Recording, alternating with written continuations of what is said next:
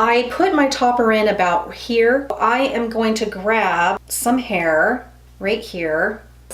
I don't leave much hair out here. Clip all these clips. I'm gonna flip this over now. There is my back comb area. Just a smidge to get that part where I need it, I will.